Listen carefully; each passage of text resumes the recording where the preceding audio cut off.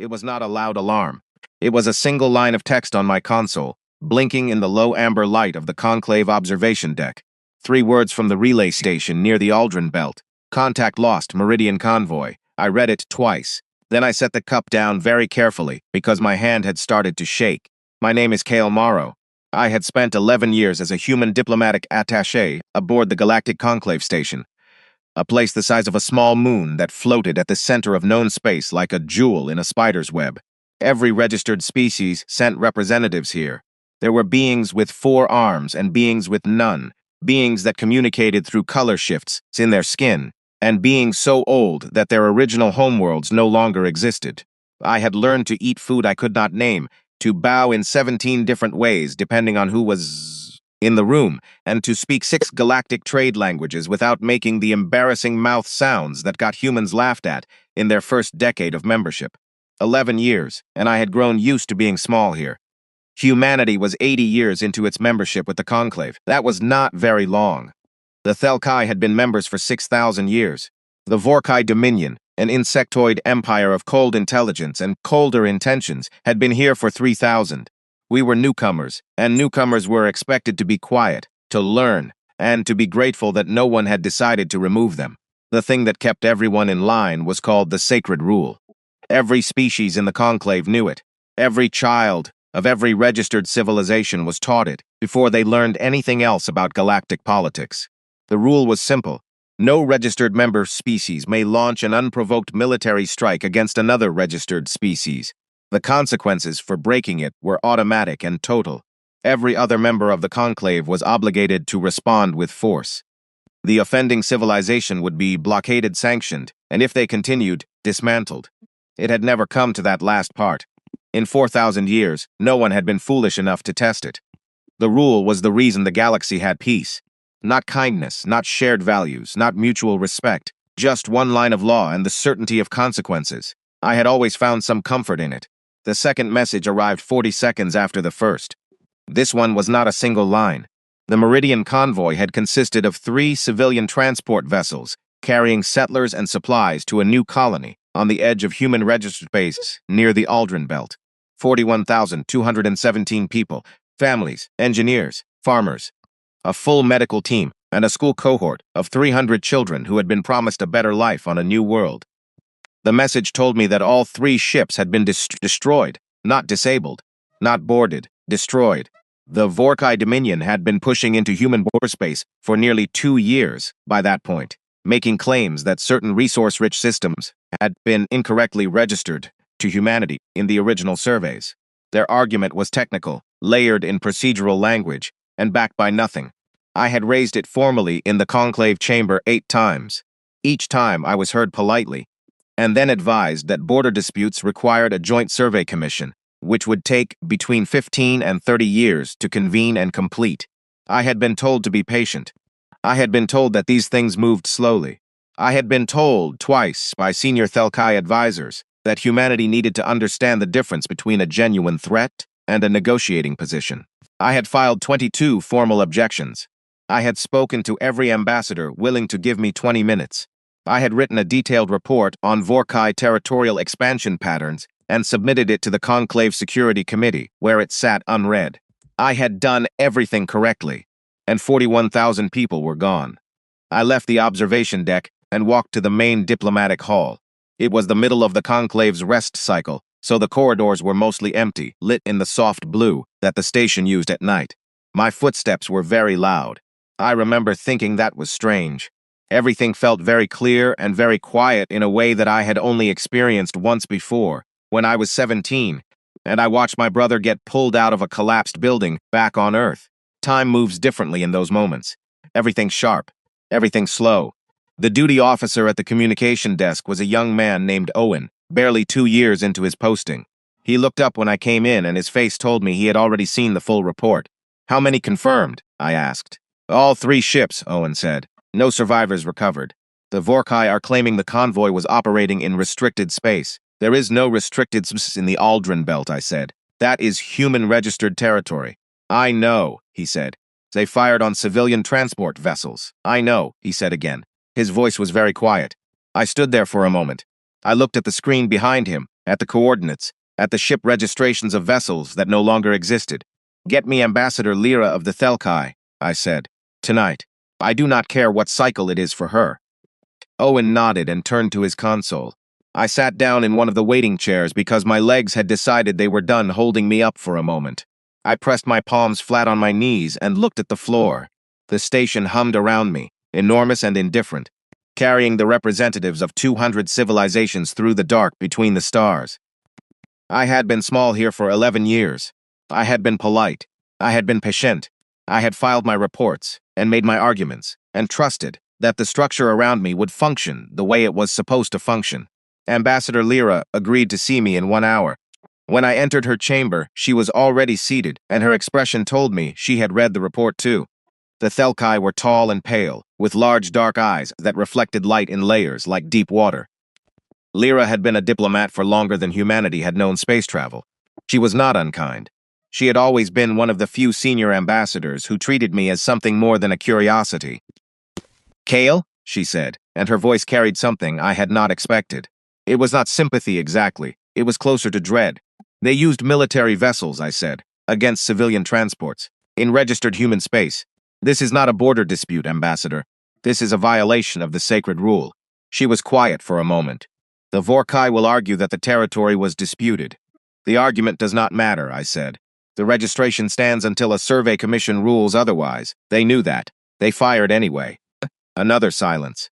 Lyra looked at me with those deep, layered eyes, and I saw something move through them. Not disagreement. Something else.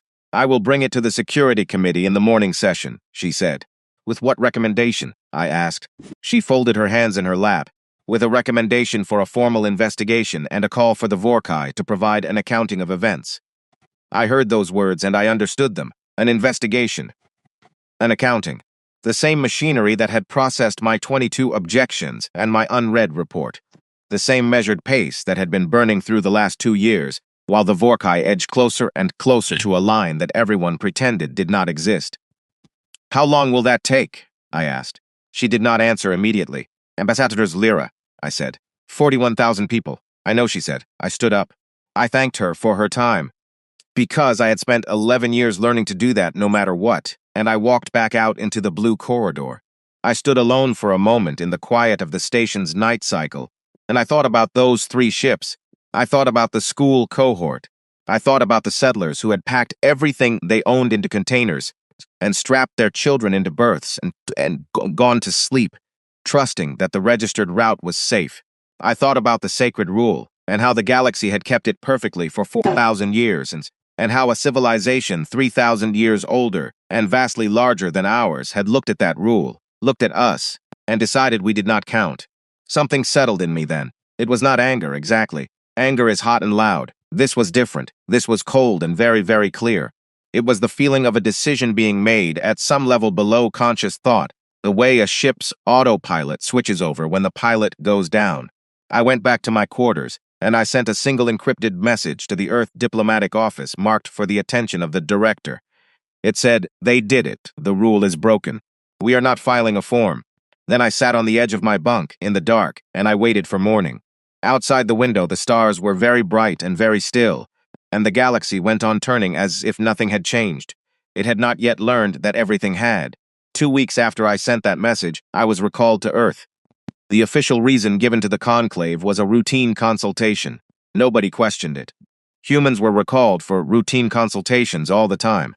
We were a small, unremarkable species with a single star system and a handful of colonies, and nobody tracked our comings and goings the way they tracked the movements of Thelkai cruisers or Vorkai fleet rotations. That was the first thing Director Clara Osman said to me when I stepped into the briefing room beneath the New Geneva governmental complex. "They stopped watching us," she said. "That was their first mistake." Clara was 61 years old, short, with gray hair cut close to her head and eyes that made you feel she had already thought of everything you were about to say and had moved on.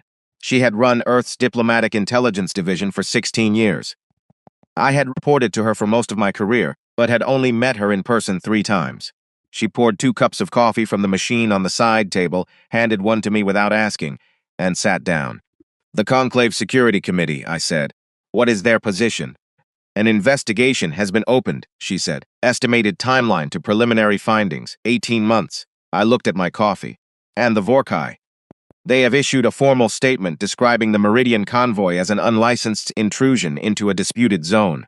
They have also filed a counter-grievance, claiming that human survey equipment was damaging their claimed territory. She paused. The counter-grievance was filed 48 hours after the convoy was destroyed. The audacity of it was almost impressive. They are going to bury it in procedure, I said. They are going to try, Clara said. And under normal circumstances, they might have succeeded. The conclave moves slowly. Small species get ignored. We have known that since we arrived. She set down her cup and looked at me steadily. But they made a mistake, Kale, a significant one. They assumed we would respond the way every other small species responds when a larger power does something like this. Which is, by grieving quietly and accepting reality, she stood up and walked to the door. Come with me. We went deeper into the complex, down 3 levels in a lift that required her handprint at every floor. The air changed as we descended, becoming cooler and drier. The walls changed from standard government composite to something older and heavier. When the lift doors opened, we stepped into a corridor lit in white, and at the end of it was a door that required both her handprint and a spoken code.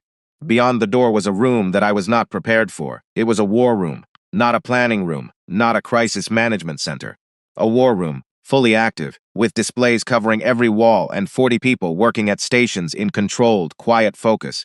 There were orbital models of the Vorkai Dominion. There were fleet compositions, resource maps, communication intercept summaries, and tactical assessments. There were names and faces I recognized from Earth's Defense Council, alongside names I did not know, from branches of the military I had not known were this large. I stopped walking. How long has this been here? I asked. This specific room, 14 years, Clara said. The program it represents, considerably longer. I turned to look at her. We have been preparing for this. We have been preparing for the possibility of this, she said. There is a difference. We hoped the rule would hold. But we are human, KL. We study history. We read patterns. And when you look at the history of every small species that joined the conclave and then disappeared from it, the pattern is not subtle.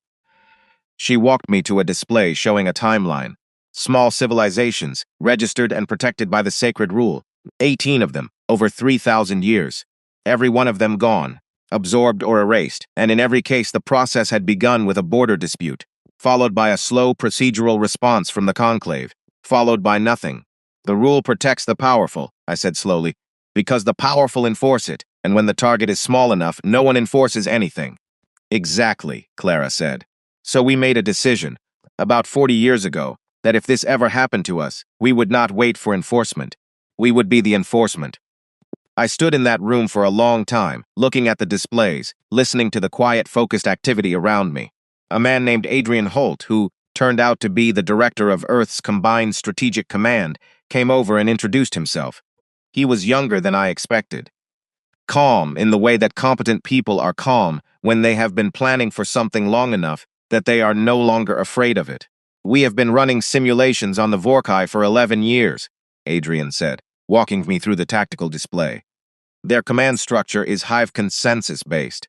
Decisions cascade from a central intelligence node outward. It makes them extraordinarily efficient in predictable scenarios. He paused. And extraordinarily fragile in unpredictable ones. They have never fought humans, I said. They have never fought anyone who does not follow galactic standard tactical doctrine, he said. Every species in the conclave has been fighting the same way for 2,000 years. There is an accepted vocabulary of warfare, established formations, recognized signals for ceasefire, understood escalation sequences. He looked at me with a calm that was somehow more unsettling than anger would have been. We did not learn to fight from the galactic vocabulary. We learned from ourselves. 10,000 years of our own conflicts, our own adaptations, our own doctrine. It is completely foreign to them. Foreign how? I asked. He considered the question. When a Vorkai fleet engages an enemy, they model the enemy's decision tree and select the optimal counter at each branch. It works perfectly against every opponent they have ever faced. The problem is that humans do not follow a decision tree. We follow our instincts, our emotions, our training, and sometimes something that cannot be modeled at all. He pulled up a battle simulation. We ran this scenario 40,000 times. Our commanders make decisions the Vorkai cannot predict in 73% of engagements. That number gets higher as the fight goes on. I was quiet for a moment. Outside the conclave station, I had spent 11 years being the small, polite representative of an unremarkable species. I had smiled and bowed and chosen my words carefully and accepted being ignored and dismissed and talked over. I had done it because it was my job and because I believed in the slow machinery of diplomacy. But standing in that room, looking at those displays, I understood something that shifted the ground under my feet. We had not been small because we were weak. We had been small because we had chosen to be, while we prepared. "What do you need from me?" I asked. Clara stepped up beside me. "The conclave is going to move slowly. We know that. We are not going to wait for them. But we need the legal ground to be clear when this is over. And that means we need someone inside the conclave making the argument, on record, at every step. We need the galaxy to understand that what the Vorkai did was a breach of the sacred rule, that we raised it correctly, that we were ignored, and that our response was therefore not aggression but consequence." "You want me to go back," I said. "We want you to go back as a full ambassador this time," she said. "Not an attaché. You will have the authority to speak for Earth directly." I nodded slowly. Through the wall of displays, I could see the star charts, the fleet positions, the long, patient preparation of people who had decided that if the day came, they would be ready. 41,000 names sat in my chest like stones, and I breathed around them. "When does it start?" I asked. "It already has," Adrian said. He pulled up a live feed from a relay near the Aldrin Belt. One of our patrol vessels, a mid-sized craft named the Resolute, had been surrounded by a Vorkai intercept squadron 3 days ago. The Vorkai had expected it to stop, to power down, to wait for a boarding party. Instead, the Resolute had done something no galactic tactical simulation had ever produced. Its captain, a woman named Iris Calloway, had cut 2 engines deliberately, spinning the ship into a controlled tumble that made it look crippled and impossible to navigate, and then used the tumble itself as cover to bring its rear firing array into alignment with the lead Vorkai vessel's drive section. 3 Vorkai ships had broken off. One had not moved fast enough. The Resolute had come home with a scratch along its port side and 1 less external sensor array. I watched the replay in silence. "Iris Calloway," I said. "Commander, formerly of Earth's Deep Range Exploration Division," Adrian said. "She learned that tumble maneuver from watching asteroids break apart in high-gravity fields. She had been thinking about using it for years." I thought about the Vorkai commanders watching their simulation screens as the Resolute began to tumble, watching every model they said scream impossible, watching a human being do something their entire strategic database said could not work. "They did not know what to do with her," I said. "They still do not," Adrian said quietly. "And that is only the beginning." I flew back to the conclave station the next morning. I had a new title, new credentials, and a weight in my chest that had not been there before. Not fear. Not grief, though that was still there too. Something else. The particular weight of a person who has been handed something important and intends to carry it correctly. The station looked the same as always when my shuttle docked. The same sweeping corridors, the same mix of species, the same faint hum of the environmental systems that kept 200 civilizations breathing. But something was different. I was different. I had spent 11 years learning to be politely small in this place. I was done with that now. I walked to the main diplomatic registry and formally submitted my upgraded credentials. The clerk, a Thelkai junior officer, looked at them with mild surprise. "Ambassador Morrow," she said. It was the first time anyone on this station had said that word in front of my name. "Yes," I said. I walked to my new office, which was 3 times the size of my old one, and I sat down at the desk, and I pulled up the list of every conclave ambassador I needed to speak to. There were 41 of them, representing species that had been quietly afraid of the Vorkai for a long time. The galaxy was still turning the way it always had. But somewhere out near the Aldrin Belt, a human commander with a scratch on her ship was flying home. And somewhere in the prepared depths of Earth's planning, quiet engines were beginning to move. I started writing. The first thing I noticed, sitting in the new office, was that people were coming to me. For 11 years, I had gone to them. I had requested meetings and waited for responses and followed up politely when responses did not come.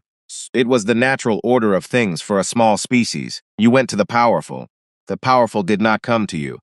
But on the 3rd morning after my return to the station, I arrived at my office to find 3 messages waiting. One from the Peloron Collective, a mid-sized species that had been nervously quiet during the Vorkai border provocations.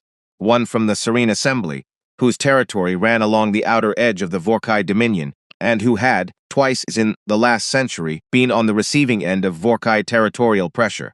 And one from Ambassador Davan of the Oresi, a species so old and so careful that they had not opened a communication with a human representative in 40 years. I read all three before my coffee finished brewing. Then I called Owen, who was still on duty in the communications room, because Owen was always on duty, and I asked him to clear my schedule. For how long, he asked. Indefinitely, I said. I saw the Peloran ambassador first. His name was Ren, and he was nervous in the particular way of someone who has wanted to say something for a long time, and is only now allowing himself to say it. He was a compact being with 6 fingers on each hand, and large, mobile ears that moved constantly, tracking sound from every direction. He sat across from me and looked at me for a long moment before speaking. "We want to know what you are doing," he said. "Earth, what you are actually doing." "We are responding to a violation of the sacred rule," I said. His ears rotated forward. "The Vorkai have made violations before," he said. "Against us, 30 years ago. We filed in the conclave. Nothing happened." "I know," I said. "So we want to know what is different this time." I looked at him for a moment. I thought about Clara in that room, and Adrian and his displays, and Iris Calloway tumbling through space with nothing but instinct and 11 years of watching asteroids. "What is different," I said carefully, "is that we are not filing." Ren's ears went flat against his head, and then slowly, very slowly, forward again. "The Serene," he said. "They want to speak to you too." "I know," I said. "I will see them at midday." The meeting with the Serene Assembly's representative, a tall woman named Petra Venn, who had been in the conclave longer than me, was more direct. She came in, sat down, folded her hands, and said, "We are going to formally invoke the sacred rule against the Vorkai Dominion. We have a record of 2 incidents in the last century. We were waiting to see if anyone else would move first." "Why?" I asked. "Because," she said, "small species do not move first. It is how we survive." I nodded. "When will you file?" "When I leave this room," she said. "If you tell me, it will not be ignored." I met her eyes. "It will not be ignored," I said. She stood up, nodded once, and left.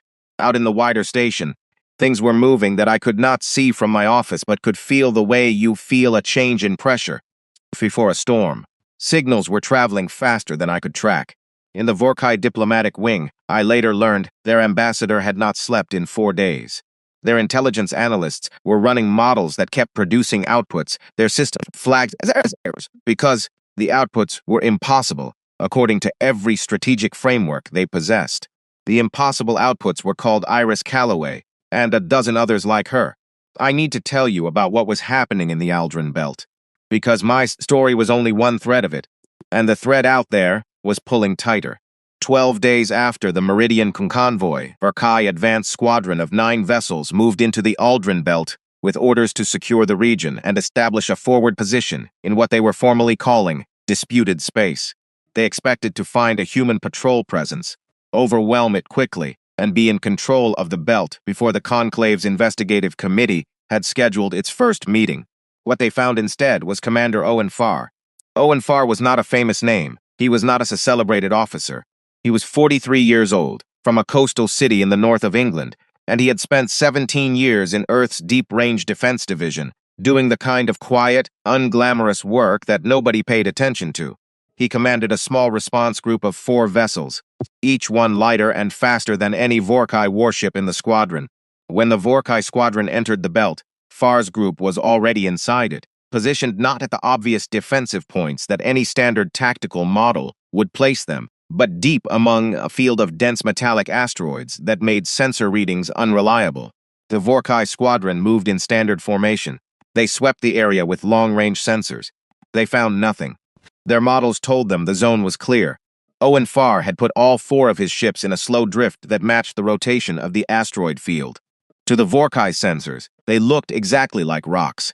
He waited until the Vorkai formation had fully committed to its entry path, until the squadron was spread across a corridor with limited room to maneuver, and then all 4 human ships fired simultaneously at the sensor arrays and communication antennae of the 2 lead vessels.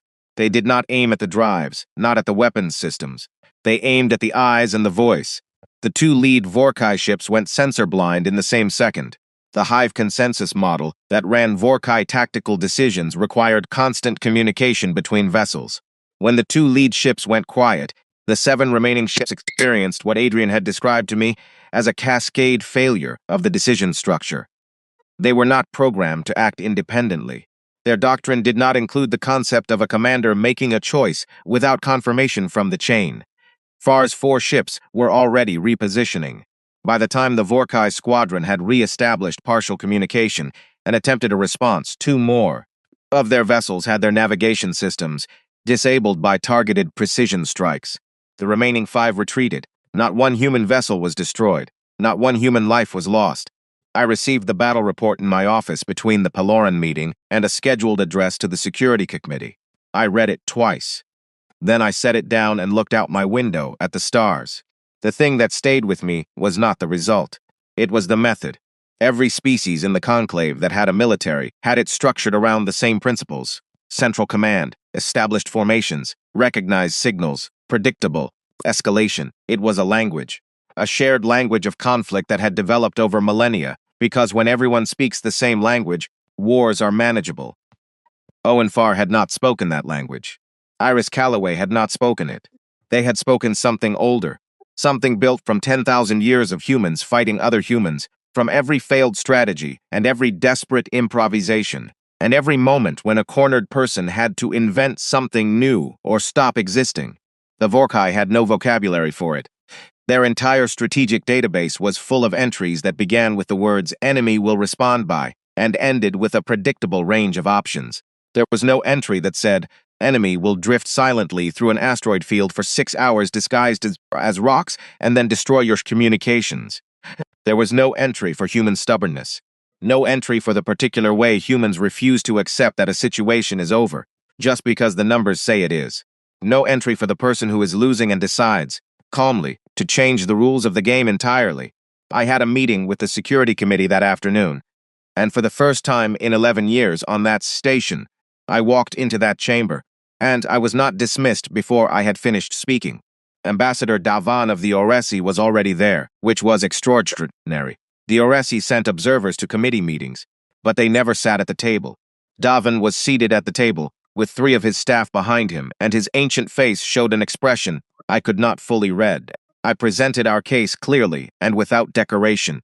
The Meridian convoy, the coordinates, the vessel registrations, the timeline of my 22 prior objections, the Vorkai's formal response, and the legal position under the sacred rule.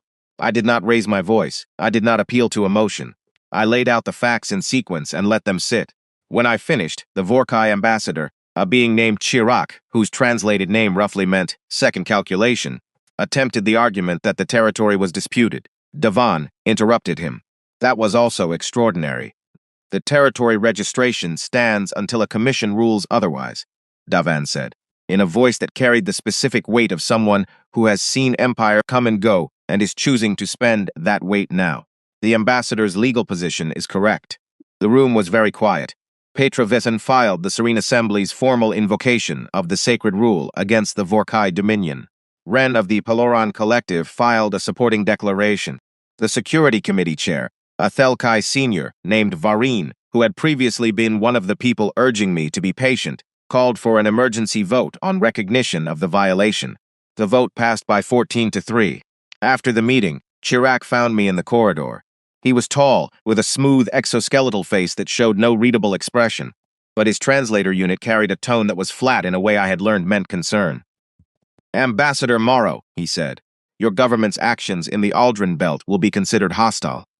Our government's actions in Aldrin Belt, I said, are a direct and proportional response to the destruction of civilian vessels in registered human space. Under the sacred rule, I paused, which your Dominion violated, on record, in front of the entire committee. He was quiet for a moment.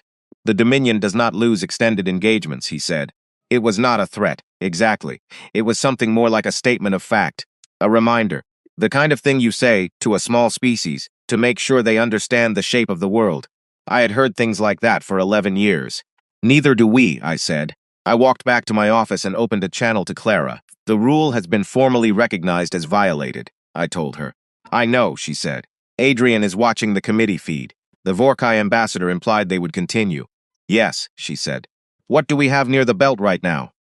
She was quiet for a moment, and I heard the sound of her setting something down on a desk.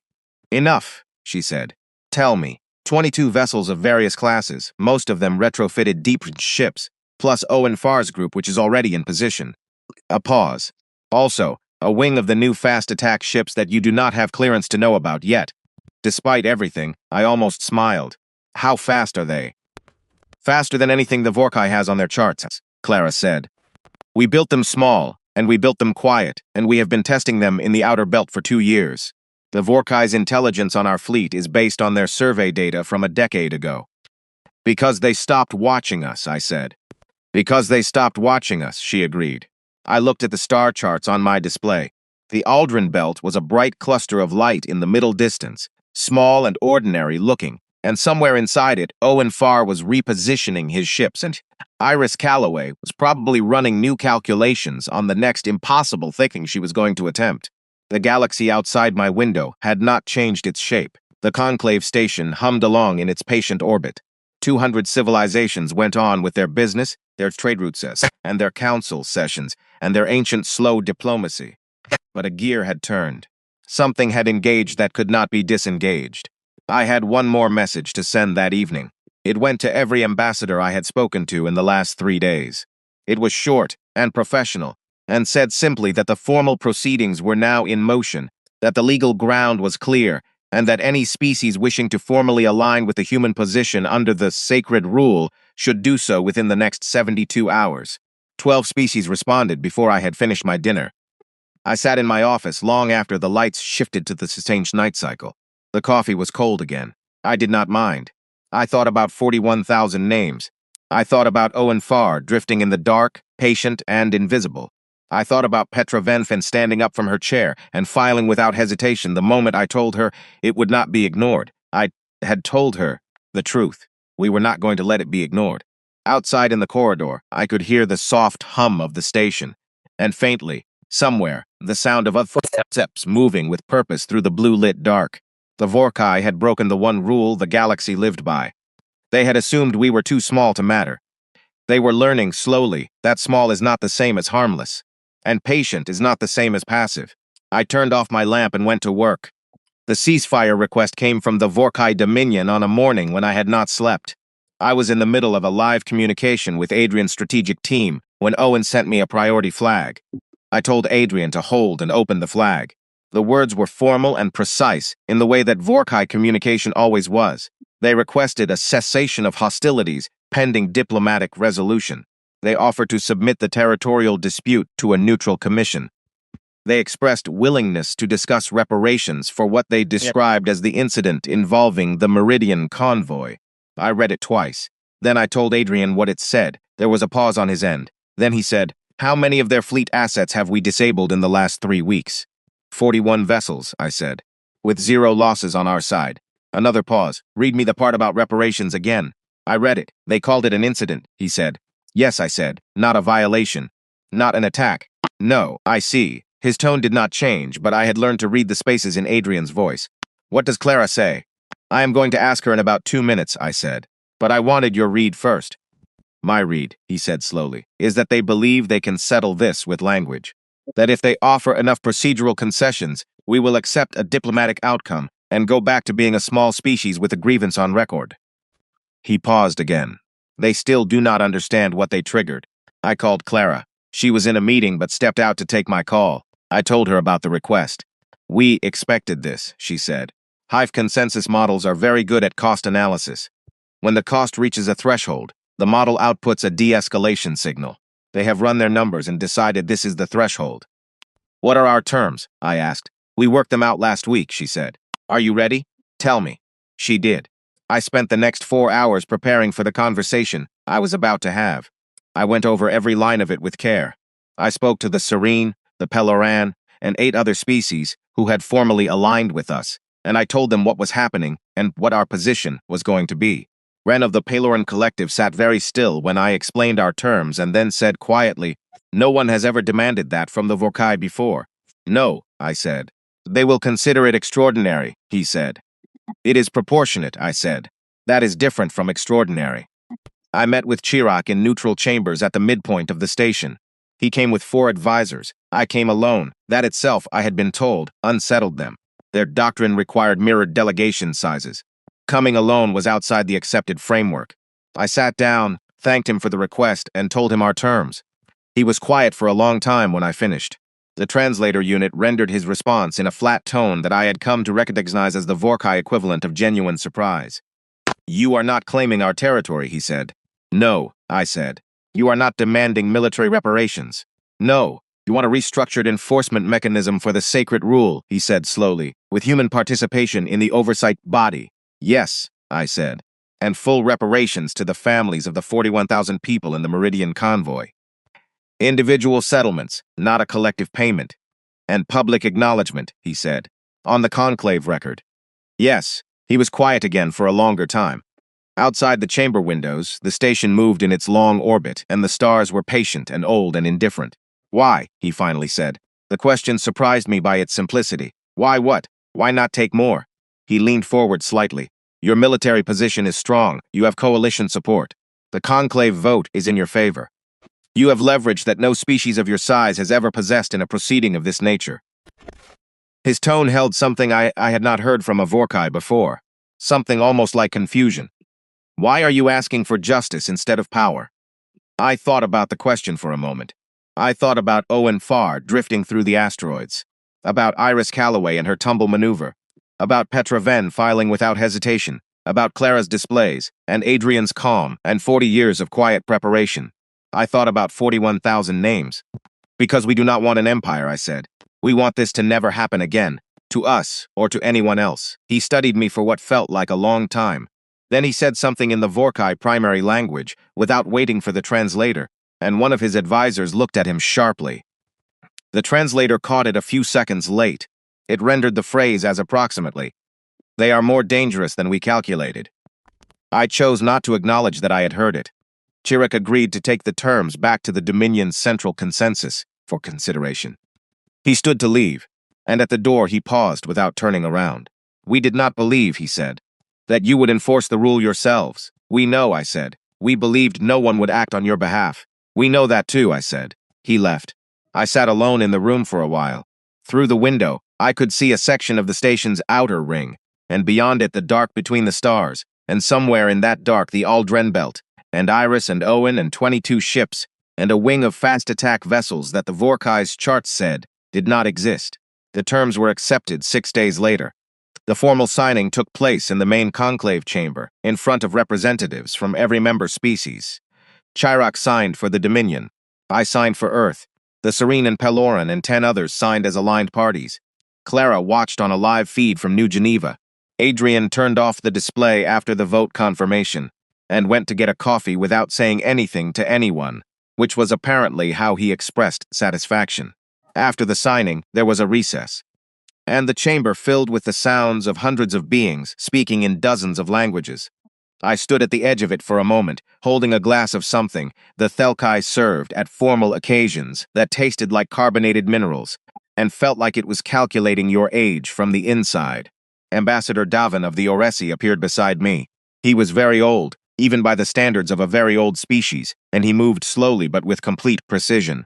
He had been in the conclave longer than any other serving member. He had watched empires negotiate and dissolve and renegotiate. He looked at me for a moment with his ancient eyes. "The new enforcement clause," he said, "the co-leadership structure. It will not be popular with the older powers." "It will be necessary," I said. "Yes," he said. "That is not the same thing as popular." "No," I agreed. He was quiet for a moment. "I have been in this chamber for a very long time, Ambassador Morrow. I have watched species arrive and disappear. I have watched the rule hold, and I have watched it bend, and I have watched the conclave find ways to look elsewhere when looking elsewhere was easier." He paused. "I did not expect this outcome when the Meridian convoy was destroyed." "Neither did we," I said. "But we were ready for it." He looked at me with an expression that was somewhere between careful assessment and something gentler. "Yes," he said slowly. "You were you not?" He moved away into the crowd, and I stood at the edge of the chamber and looked at the new text on the conclave record that was being formally inscribed into the registry even as we stood there. the sacred rule in all 200-member languages, and below it, added for the first time in 4,000 years, a second clause. The second clause established the enforcement body, the response timeline, the coalition obligation. It was dense with procedural language, but at the very end of it, in plain language that the committee had argued about for 3 days before I simply read them the draft and asked them to find anything incorrect in it, was a single sentence. It read, "This rule was tested once. The cost of testing it was total." I did not write that sentence to be threatening. I wrote it because it was true, and because every small species that came after us deserved to know it, and every large species deserved to remember it. That evening, I sat alone in my office for the last time, with the lights of the station around me and the stars outside the window. I was going home in the morning. Not permanently. I had a new posting to arrange, a new term as ambassador that would involve building the enforcement body from the ground up, which was going to be complicated and slow and difficult in all the ways that diplomacy is always complicated and slow and difficult. But for one evening, I sat still. I thought about 41,000 names. I held them for a while. I thought about a 17-year-old version of myself watching a building come down and learning for the first time that the world does not stop when it should. I thought about 11 years of being small and the cold clarity of a decision made at the level below words. I thought about Clara, who had been preparing quietly for 16 years with the patience of someone who understands that readiness is not aggression. About Adrian, who had spent these years running scenarios and building something no one was supposed to see until it was needed. About Owen Farr drifting in the dark among the asteroids, calm and invisible and ready. About Iris Calloway tumbling through space with the instinct of someone who has never accepted that the numbers are final. I thought about Wren sitting very still and asking if anyone would actually enforce it this time, and about Petra Venn standing up and filing before the door had closed. We had not done this alone, but we had started it. That mattered. Outside my window, the stars were bright and still in the way they always are, indifferent to everything below them, carrying no memory of what had happened and no concern for what came next. I had spent 11 years looking at those stars and feeling small. I did not feel small now. I felt the weight of 41,000 names and the weight of the work ahead and the very specific, very quiet feeling of a person who has been handed something important and carried it correctly. Tomorrow I would go home, and then I would come back and build something that was supposed to last.